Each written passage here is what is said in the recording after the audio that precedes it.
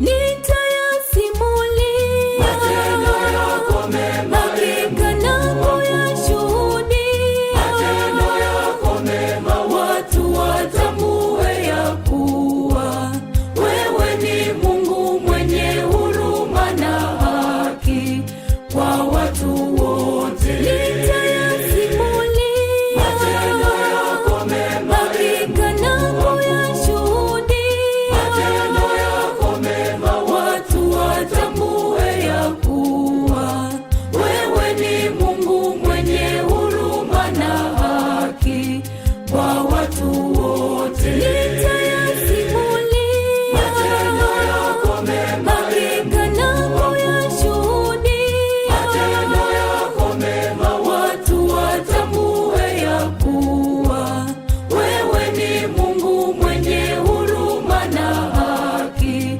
kwa